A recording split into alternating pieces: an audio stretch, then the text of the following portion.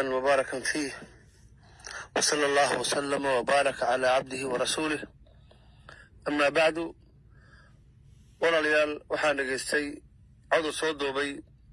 nin lagu magacaabo Alwajiz oo ku taaqiibanayo ama uga hadlayo hadal uu hore soo doobay Sheikh Umar Shiine xafidahu Allah ta'ala ninkaas hadalkiisii waxaan doonayaa insha Allah rabbil alamin inaan waxoogaa kalimada ka yiraahdo waxaan u hadli doonaa insha Allah ta'ala hadalkaygu noqon doonaa qaabka uu hadlay iyo sida uu warka u dhigay warkiisa wuxuu ka dhigay qaybo oo hadda waxa la ii sheegay inuu ilaa 9 ama 8 xalqa ka dhigay oo gaarsiiyay sidoo kale tana qaabka uu hadlay qaab yani cilmiya ma ahayno hadalkiisu waa adkaa hadalla adag oo runtii ahkaam iyo been fara badan baa ku jirtay oo waliba xagga taariikhda ku saabsan waxaan baaray waxa kamid ah waxa uu sheegay qaarkood oo shubhaad u baahan in la cadeeyo xaqiiqada oo aan rajaynayo insha Allah ta'ala markii la kashfiyo la faydo in sida hadalkiisa ka muuqato waa loo soo dhiibay isaga iyo kuwa u soo dhiibay ka faa'iideystaan insha Allah ta'ala oo marka shubhaadka la sheego dadku ay ku qaybsadaan al-allamatu عبد الرحمن السعدي رحمه الله تعالى على ضبطي السعدي لا ضبطي وعوري رحمة الله عليه الشبه الباطلة والمقالات الفاسدة تختلف نتائجها وثمراتها باختلاف الناس فتحدث لأناس الجهل والضلال ولأناس الشك والثياب ولأناس زيادة العلم واليقين وحرشني إن شاء الله تعالى warkaan oran doono iyo wada sheegi doono iyo kalimaadka ku saabsan Alwajiz ee tuqyaanka uu ku sameeyay dacwa salafiyya iyo baqiga uu ku sameeyay culama sunnah aan wahli doono inay dadku gaar ahaan ahlu sunnuhu ay noqoto kuwa ay u kordhiso shubhadaas jawaabteedu cilman wa yaqiinan insha Allah rabbil alamin kuwa shakiga uu ku jiro Ilaahay ku daaweeyo subhanahu wa ta'ala Alwajiz warkiisa wuxuu ku bilaabay oo arar uga dhigay iyo muqaddimaad inuu yahay nin sheekh ahayn oo sanahayn talib cilmi dadaal badan oo san saaxada dacwada ka warqabin labada qodob hore ee uu leeyahay sheekh maahi iyo arday dadaal badan maahi waxa la leeyahay wuxuu u yiri min baab tawaadu oo kullu jeer buu sheekh ahaan jiray saan ka warqabo cilmiga iyo dacwada ku jiray isna waa sheegay inuu ka mid dadkii maartay wax ka soo dhigtay mamlakada laakiin warka dambe aad ii qanciyay inuu san saaxada ka warqabin waa runtiisa wadaadku maalmahan dambeeto wuxuu ku mashquulsanaa siyaasadda iyo saxaafadda iyo wax la halmaala isagoo xaalkiisu sidaas yahay oo siyaasi isu bedelay oo idaacadaha ka warrama iyo suxufta iyo qanawaadka oo aan diin badan ka sheegin oo loo yahay xaalkiisu meeshuu ku dambeeyay inuu wuxuusan ka warqabin ka warramo maanay ahayn ilaa wuxuu qadaray wadaadka Alwajiisa inuu xaalkiisa ka shifo aamuska waxay tira Soomaalidu afdawr waa dahab qofka aamusan wuxuu yahay lama yaqaan laakiin markaad hadasho aqligaadii iyo garasaadii iyo aqoontaadii banaanka taala هو وحلو يري العلم فضاح لغير أهله Alwajiz wuxuu ka hadlay masaa'il aanu gaarin aqoonteeda amaan lahayn wuxuu ka hadlay macaalimtii salafka usuushooda wax ku saabsan wuxuu uga hadlay si aad moodo nin caami oo sheekeynaya meelaha qaar malaha qolyaha u soo dhibay warka ayaan u sixinay kutubta iyo ma raba inaan ku tarax tago laakiin kutubta xataa wuxuu qalday calaamintooda وهذه ساري ابن حجر أيوة عليه هدى ساري كتاب كي مدخل كاسو كلاته يعني اللحن كتير وركيسة حق التعبيرات كأه وحان فرايا معه وحاسي وصل علي مثل أي علماء نحوها قاركوت شيغان وكسائي رقبا أي شيغان وحاد تريبا نيلي لا معيد يقول حوالي نيل مقع دير وآدي dadku ay u maqleen oo dhagta uga maqleen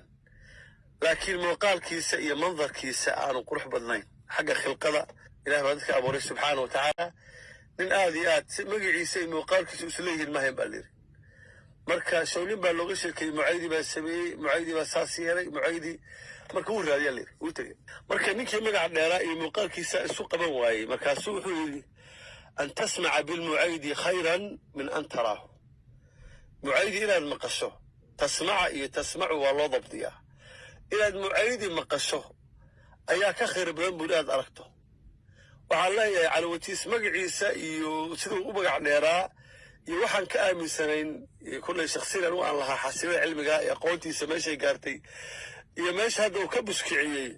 aad bay u kala fogtahayo waxay u soo dhacay masalka naxwiga oo ah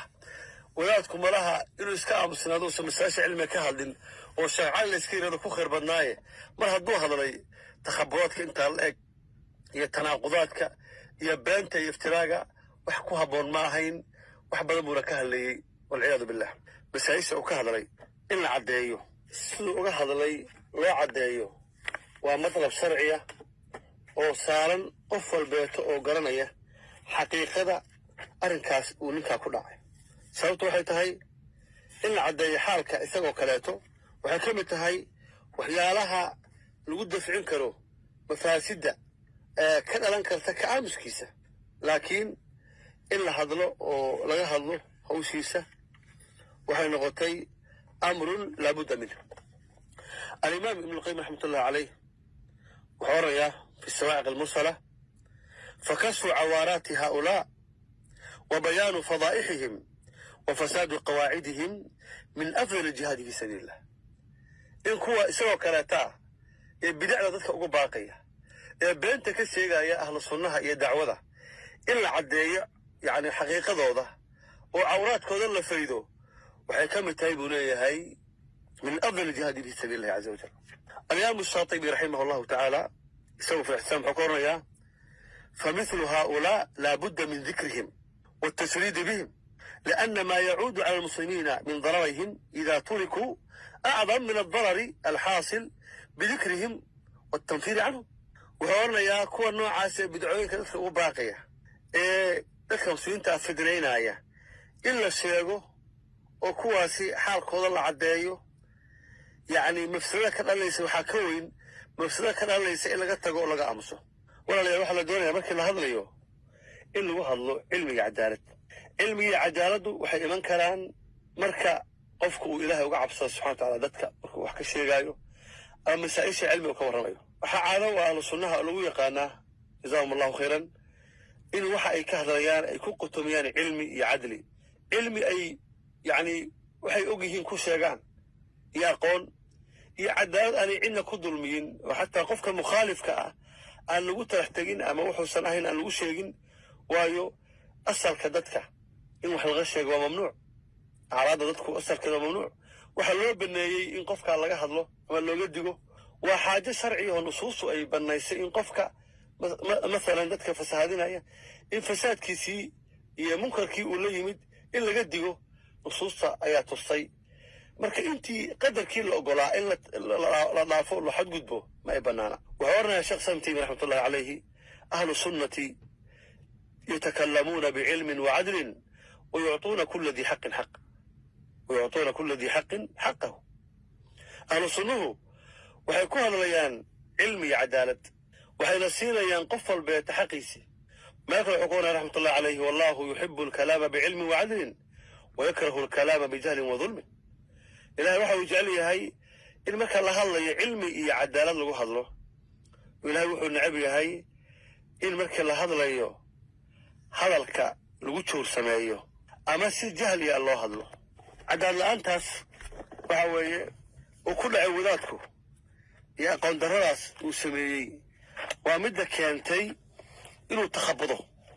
oo masaa'il fara badan oo yacni maanka qofka aan gelaynin sheego oo ijmaacaadkii salafka qaarkood buriyo oo uu iska yidhaahdo yacni waxa weeye tacaawunka mukhaalifiinta bannaan mutlaqan oo masaa'ishii takfiirka ahayd ee dadka in la gaalaysiiyo ee dimaadooda ku tacalluqday iyo axkaamta dadka inuu sahlo yidhahdo waa iska basiit inuu masalatu riwaayat can ahli lbidac ama riwaayata ama masalatu alriwaaya can ahli lbidac inuu yidhaahdo mutlaqa way furan tahay iyadoon ognahay masaa-ishaas waxaa ku jira iyo aqwaasha iyo madaahibta ay ku leeyihin culimmadu inuu iska yidhahdo xilliga qaarkood beensha u yidhaahdo xaftar bay waxa weeye u hiiliyeen iyoman bay ka dagaalamaan iyadoon ogsoonnahay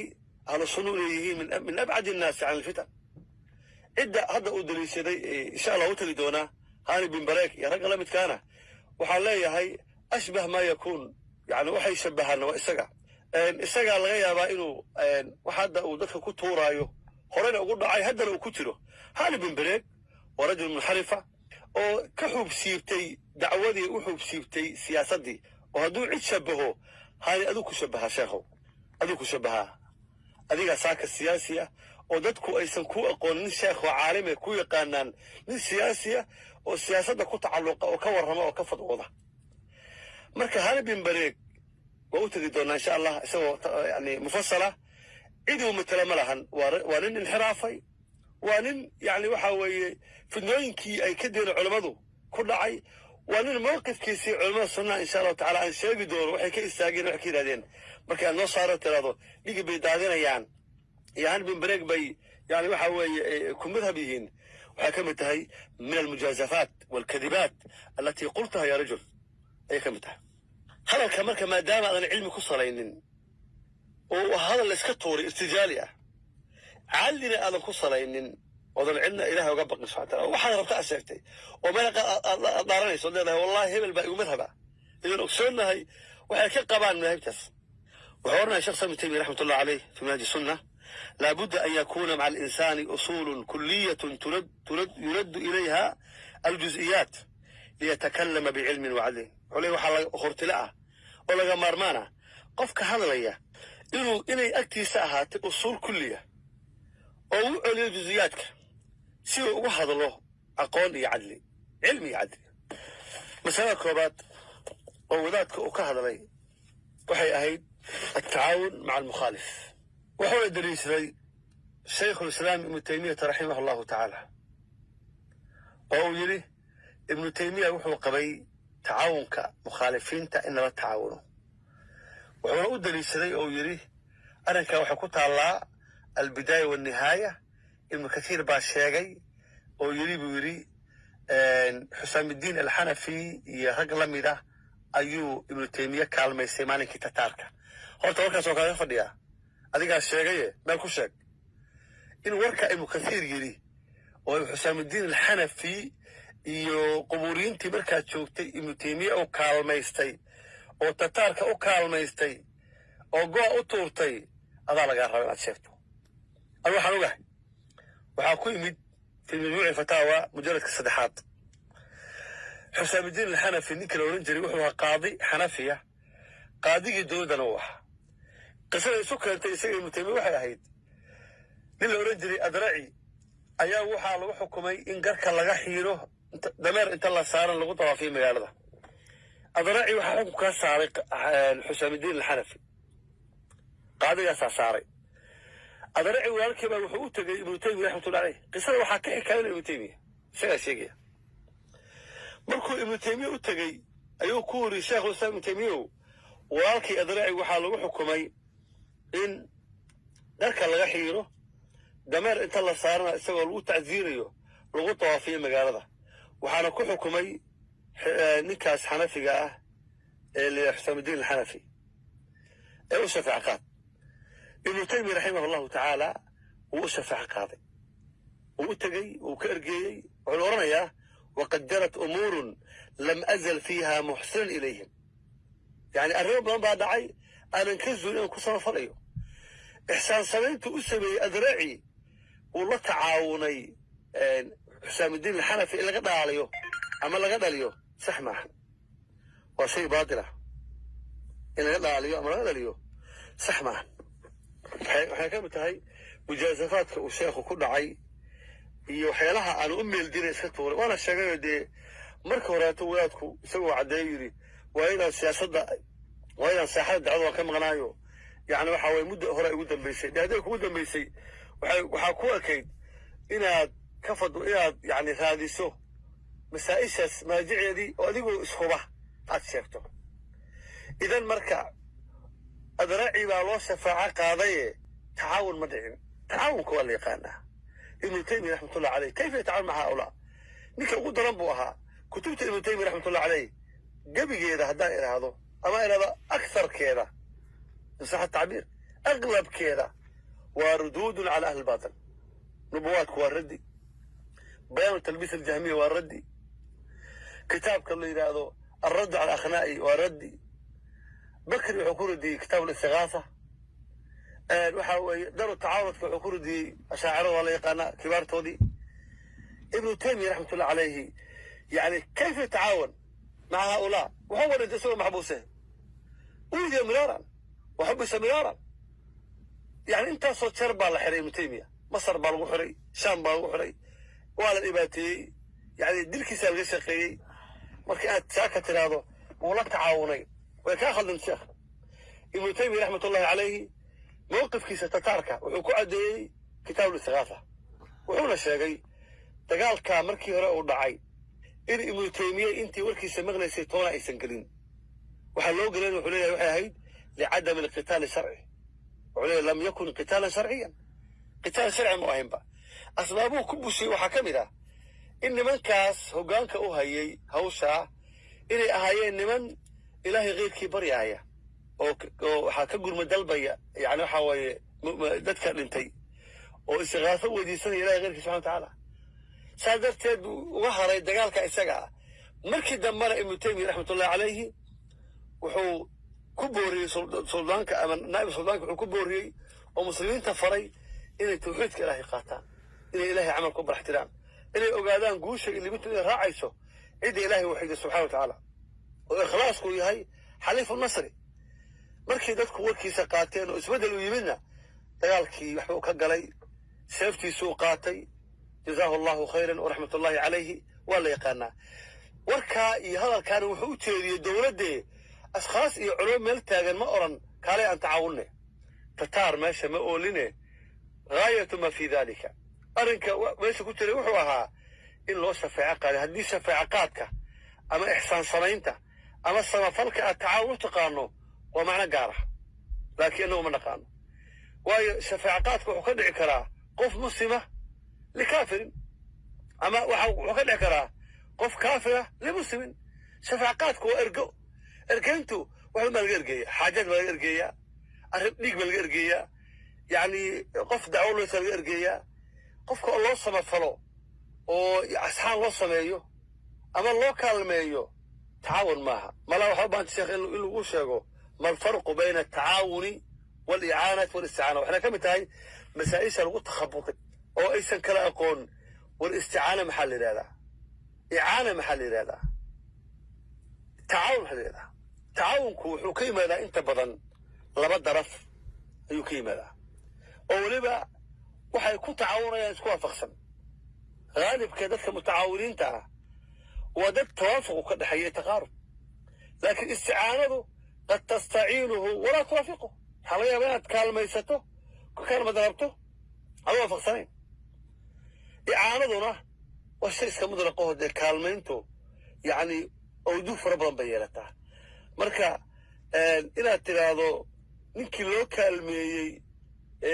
إحسان كان لو سمي وابن تيمية أرني رحمة الله عليه يعني لم أزل محسن إليهم وما كانوا كله هي وأنا مساعد لهما إلى تراضو مساعدي معاونتي با يتعاون ويورك أشيكتي واحد وجد ولا غنى هجاد الوجود له تعاون كما حكودا واحد كودا واحد تعاون يا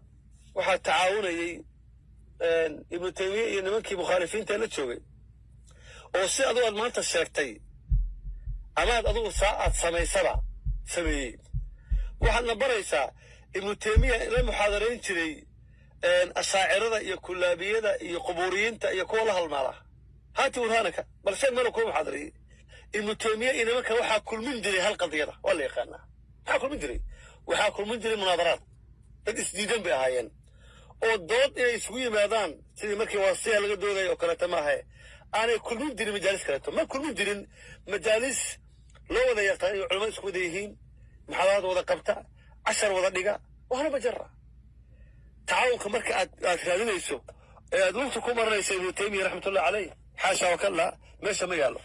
أديك شيخ وركادي وحاكوتري وإلا تعاونه أو لسكا ميستو صوفيين القبورينتا وحتى سومالدو إلهي ألف حبوليه يحمله هيقول يرسين والقد عيستا من معنى إلهي يعني تناقضه معناه إلهي يعني تناقضه ولس بربوريان ويرين أديك هذا وحال لا تعاون تصوفيين وأفيان كانوا سومو وقت مركي وأمل يمد مقدسو ونيك جوء تورتي ووراي تيري مارت كعي عروت يوسف هذا صوت كعي واحد أوجد يلا يحس هذا سنة أدور كويه كعير أنا لا تعاونه وهذا بانت هاي هل كي الغيري الله بري يعني ما كألا برينا أدي الله برو بانشيخ أدي حب بانت هاي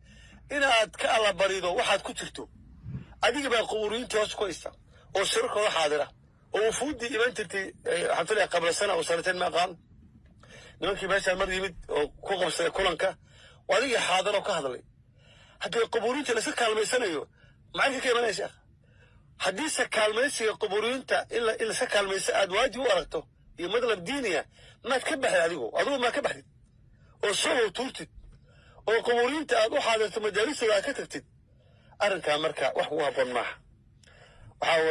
وحال يري العلم فضاح لغير أهله ماشي وحا كدعي يوركا آشيكتي وحو بنانكا كياني عورا قرصونيت وحال يري سوماردو nin macallin quraanaha wuxuu ila leeyahay carruur meel ka boodboodaysa oo bootin dhisatay iyo ka boodaya markaasay waxa lagu yiri sheekhow macallin meeshaan oo dan xoolo culus tahay carruurtan way ka fuudiyeen iska daa kasoo maya halay qabto ila go'a bootintii wala dhisay oo isku tuuray oo dib dhex fariistay maraha hoosana maanu qabin macawisti iyo wixii qayba iyo oodi ka qabsatay dadkii waa la isugu yeeray meesha rag badan lama joogin macal haweenkii xaafadda iyo macalinka oodaa laga bixiyo waa la jiiyaa layidhi inta la jiinaya macawiisi ka dhacdaa layidhi cawraya bannaanka timid marka nin odaya hadlo wuxuu ilaa layidhi macalinka waa la hadallay inuusan meesha ka boodi karin oo u jeednaye in cawradiisa la arkaa idmanayd in cawradiisa la arko yaa idmanayd waxaan ka wadaa calowajiis wuu isu jeeday inuusan masaa'ishan ehel u ahay inuu ka hadlo laakiin inuu tanaaqudo oo waxa qarsoon yani aan dadka u muuqan kulligood ay muuqdaan ayaa ilaahay qadaray subxaanahu wa tacaala wuxuu kaloo sheegay oo qadaayadka uu sheegay ka mid ah in nin la oran jiray ibnu makhluuf oo ka mid ahaa khusuumtii ibnu taymiya raximah allahu tacaala uu la tacaawunay ibnu makhluuf waa la yaqaanaa waa qaadi maalikii u ahaa nin maalikii u ahaa xagga madhabka خصومتي شيخنا وها maxaa ka dhaxeeyay maxaa dhex maray ibnu taymiya ibnu makhluuf in taariikhda lama habaabiyo oo been loo sheegay dadka maaha ibnu makhluuf waxaa dhacday maligii loolan jiray annaasir ilaa afgambiyey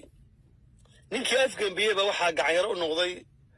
oo ragga muqarrabiinta ah ka mid noqday ibnu makhluuf iyo raggiisa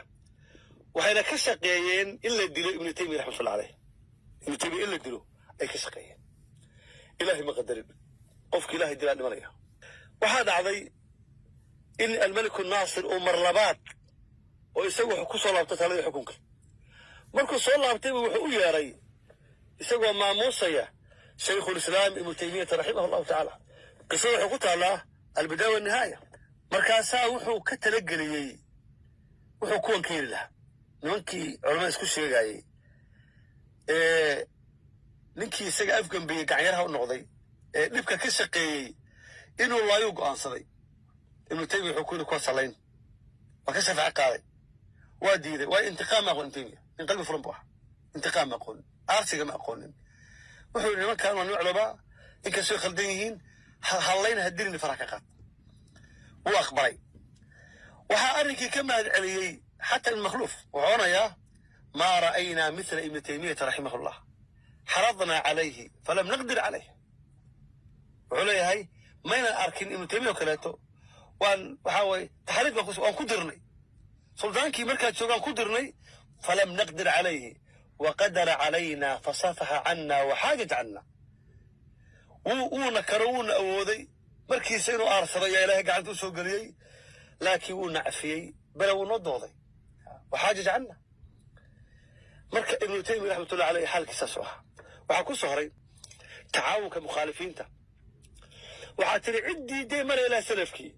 waa la diiday sheekh. takalam bicilmin awsud bicilmin waa la diiday adaan aqoon sheekh. bale waxaan leeyahy cid banaysay male xilligii salafka. tacaawunka waxaa ka dhalanaya tajaalus. waxaana ijmaacaadka salafka lagu soo guuriyey inaan lala fadhiisan ahlubidaca mukhaalifiinta aan la fadhiisan. laa tujaalisuuhum walaa tukallimuuhum. bale salafka qaar ba waxay leeyihiin laa yujaalisu oo istixaalo ku sameeyey arrinka isaga. alfudayl ibn ciyaad raxmatullahi aleyh oranayaa laa yujaalisu saaxibu sunnatin saaxiba bidcatin ilaa min nifaaq. wuxuu leey suurtagal ma in nin sunna ku abtirsanaya uu la fadhiisto nin bidca ku abtirsanaya suurtagal maaha nifaaq haddaanu jirin. qaarkood waxay yidhahdeen man yujaalisu ahla albidac ashadda calayna min ahli bidac. kuwa la fadhiisanaya mubtadicada iyo bidcoolayaasha nooga daran kuwa bidcada ku dhacay. cabdillahi mubaarak raxmatullah caleyh fi tahdiib atahdiib waxa uu ku sheegay ibnu xajar raxmatullah caleyh fi tarjamati cabdillahi ibni cumar asarkhasi. ibnu cumar baa cabdillahi mubaarak ba waxaa loo sheegay inuu ninkaan la qadayni mubtadica fahajar canhu wa tarakahu waa ka jirooday. masaa'isha noocaasa in salafka aanu tacaawun ka dhexayn haddii xataa ay qaraaba yihiin aahaar fara badan baa ku timid. waxaa ka mid ah alimaam awsaaci raxmatullah caleyh ayaa waxaa gacanta usoo tagay thawr biyaziid alqadari qaraabana ahaayeen. wuxuu ku yidhi yaa thawr gacantii u ka laabto maanu salaamin. wuxuu ku yidhi low kaanat addunya lakaanat almuqaaraba walakinahu diin. thawrow yaa haddii arrinku yahay maaragtay iska addunya ku dhisan waa sahlaan lahayd waa fudan lahayd laakiin hawshu waa ka culus tahay. sufyaan athawri raxmatullah caleyh wuxuu u soo galay masaajidkii kuufa isagoo alxasan bin saalix uu salaad ku jiro oo munaajaad ku jiro. markuu arkay buu inta kaba qaatay wuxuu ku yidhi allahuma ini acuudu bika min khushuuci nifaaq. in ahlubidaca lagu darnaado oo ahlubidaca laga digo oo aan la fadhiisan xaalkooda la caddeeyo.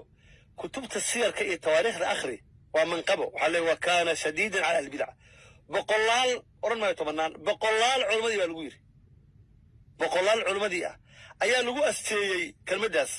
wa kaana shadiidan cala ahlibidac. walaalow haddii shiddadu ay xaasil tahay kayfa yajtamic in shayga lagu adkaado oo lagu daraado oo laga digo oo la tanfiiriyo lama tacaawuno sheekh. hal yumkin inaan kula tacaawuno oo kaa digaya oo kugu daran oo dadka oraya hala fadhiisanina inaan kula fadhiisan macquul ma tahay? macquul maaha, mumkin maaha. idan marka mawduuca isaga ay tiri salafkii miyaa lagama hayo dhegeyso. imaam axmed raximah allahu tacaala laba athar baan kusoo koobsanaya inaan warka badiyo ma rabo oo laga fara baxsaday. atharka koobaad haddii loo baahdana insha allah kuwo kale ku daraynaa, laakiin labadaas athar iyo inta aan kuu sheegay u qaado talaal u qaado ayuha sunniyo. qofka sunnigahu ee warkayga dhegeyso talaalha kuu noqda insha allahu tacaala. midka boko oo bidcolahawna allah kugu bogsiiyo. wuxuu yidhi alimaam ibnu jawzi raximah allahu tacala wuxuu qoray kitaab la yidhahdo manaaqibu alimaam axmed raximah allahu tacaala. wuxuu yidhi suldaankii muslimiinta wuxuu u soo diray axad nin isagoo ka talagelinaya oo kala tashanaya ahlu bidaca ma la kaalmaysan karaa. waxaa loo kaalmaysanaya maxay tahay? waxaa loo kaalmaysanaya qadihii dacwadii mabiriso waxaa loo kaalmaysanayo waa dacwadii masaajidii qadihii manaasibtii kullu dalik in loo kaalmaysan karo oo ayma laga dhigi karo iyo khutabo oo laga dhigi karo niman qudaada ayaa laga talagelin axad. markii la talageliyay muxuu ku jawaabay? wuxuu yidhi laa yustacaanu bihim. haddaad ku dul lahayd iyo haddaad ku caayi lahayd warkaa waxaa yidhi imaamu axmed raximah allahu tacaala. ibnu cawn raximah allahu tacaala kamaa fi sunna libn abi caasim raximah allahu tacala waxaa ku timid inuu yidhi isagoo ka hadlay ahlulbidca laa yagzuuna macakum fainahum laa yunsaruun. idinlama duulayaan iyoysan la duulin maxaa yeelay buu yidhi fainahum laa yunsaruun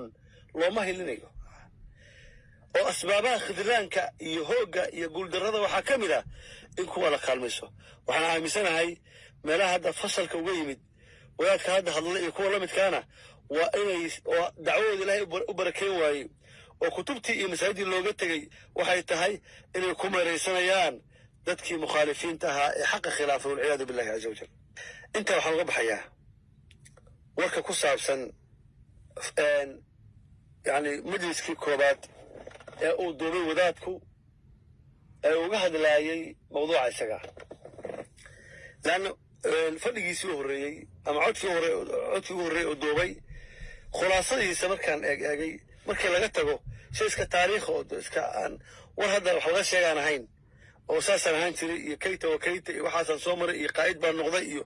waxaas nama khusayaan sheekh annaga ama taallo waxaa ku jirtay cajaladda hore iyo fadhiga hore ee hadda aan gabagabaynayo anigu kii aan ku ridiyayey inuu dadka qaarkii ammaanay oo wadaaddo aan isleeyahay isma waafaqsana qaarkood uu lugta ku martay oo uu sheegay sheekh cukaashe sheekh cabdullaahi sheekh xaashi sheekh xasan kaafi sheekh axmed xirsi rag noocaas uu sheego culimo ah horta waxaan ku leeyahay raggaas waa ragganagii waa akhyaartanadii waa asxaabtaydii sheekh xasan kaafi sheekh cabdullah tawiil sheekh axmed xirsi waa zumalaa'i fi talab في اليمن وما زلنا مع بعض حتى أن كلها الله وحن دقناهي وذا دقناهي شيخ حسن كافي شيخ عبد الله طويل درس برنا مركز كان جواني مركز دعوة رجع كوالي كتيرة بلا وحن كتيرة دتك وحكا أساسي أنا هذا كوفا أنا معي لكن عن كدرسية يا دتك هذا سكولنا رئيسه دتك هذا معها حقاس وإخواننا وعلماؤنا وركز سلفينا نقال خير بكم هاي وقت فعلا اسكو خلافنا مسائل حق عرفتنا oo in bas loo muuqatay laakiin ma nangaarin inaan yani annagu hadda aad soo xasiliso ayaguna aad xaggaada u buusto anaga aan riixitay ma qaar yar baa diiday yaheel baa aniga macayga ah waxaad ku daldashay iyo ictisaamka aad tiri waa xarakatun jaliila iyo warka aad sheegtayna kuma waafaqsana waxaan rajaynayaa insha Allah taala ama laga yaabaa inay ku tacqiibiyaan warka aad sheegtay wixii aad sheegtay beenta ahaa ay ka daba tagaan insha Allah waa waajib saaran inay hadlaan ragga marka waxaan khayrin kuma ogin sheekh cukaasani waa sheekhaygii jazaa allahu khayran sheekh cabdulla sheekh xaashi waa sheekhaygii raggan kale isku arday baan ahayn oo culimadaydii waa asxaabtaydii waa masaakha jilla ah fabaaraka allahu fiihim wanafaca allahu bihim in yani masalada isku khilaafana ma keenaysa in la kala tagsan yahay oo dadku ay calaa tawaa'ifa wa tariiqa qidadan kala yihiin طائفة لما أشيرتي أو طائفة غبة الدفاعيسو أحمد إمام يرجي سيكوتلان مرة بقينا هذا كحضله برنامج كذا حق علماء هذا قعنت كهية وحماس إيجاد يارسن